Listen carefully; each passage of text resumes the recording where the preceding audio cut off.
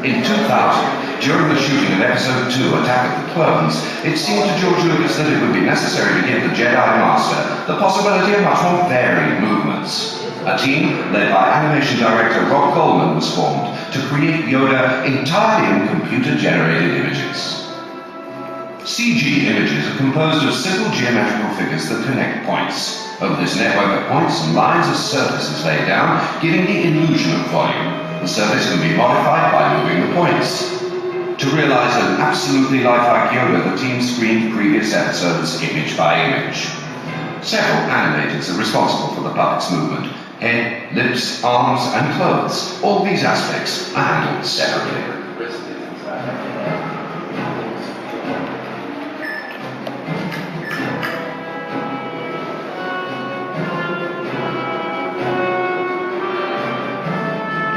The possibility of creating entire characters thanks to CG images allowed George Lucas to go much further in the representation of his universe. The character of Jar Jar Binks, developed in Episode 1 of the saga, is the first computer-generated creature with an important role in a movie.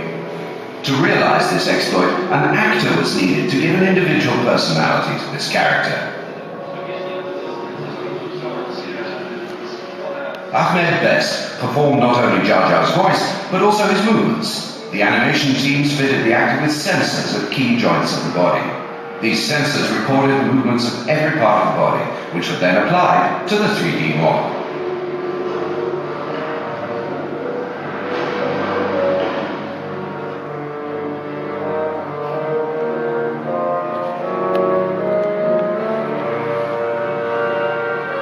Filming with computer-generated actors requires real actors as stand-ins for the 3D characters. In this scene, Rena Owens, who plays Ton Wee, wears a specially modified hard hat with the character's head model on top. This creates accurate eye lines for the actors speaking to the tall Kaminoan creature.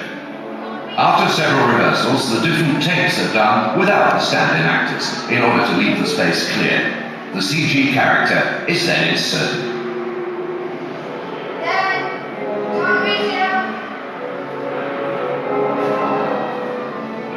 The major difficulty to resolve is the integration of 3D creatures in the midst of real characters. During filming, the visual effects supervisor John Knoll takes photographs and measures distances, and records the variations of light with the help of a neutral gray and mirrored sphere.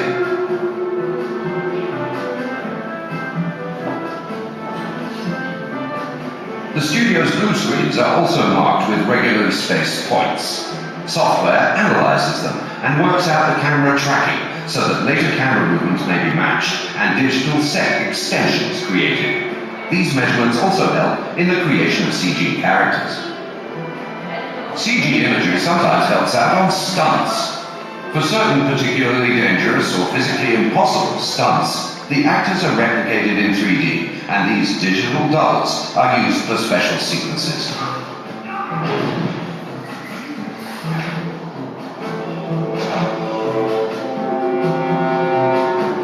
A visual effects movie set is often disappointing. Films are shot layer after layer, with sometimes several months in between layers. Only a few people have a vision of what the finished and edited shot will be like. The clapboard, formerly used to synchronize image and sound, is nowadays one of the indispensable reference points to figure out this gigantic puzzle.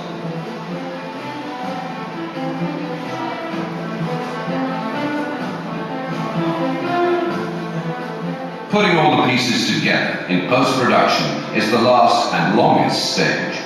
All the elements are assembled together in this shot of theme from Episode 1. The miniature models of the city form the background. Rippling water filmed during the shoot makes up the river.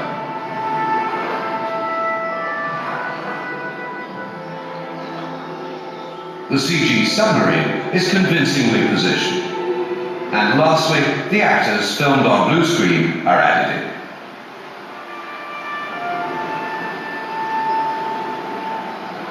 To simulate the Naboo waterfall, ILM technicians used a shot of table salt on a black background. Its texture perfectly imitates flowing water. This texture is then modified, replicated, colored.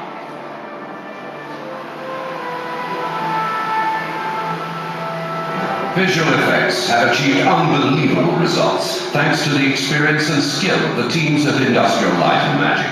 Today it seems that anything is possible with computer-generated images. That's forgetting that many visual effects are still done according to principles dating back to the beginning of filmmaking. The hard part is to be able to master all the possible visual effects and to orchestrate them by changing techniques from one shot to another while keeping the story foremost in the audience's collective mind. For each visual effect, technicians often work hundreds of hours to ensure the success of a single shot. In this field, as in many others, digital technology doesn't do everything, and, at least for now, computers can't iron the Jedi cloaks.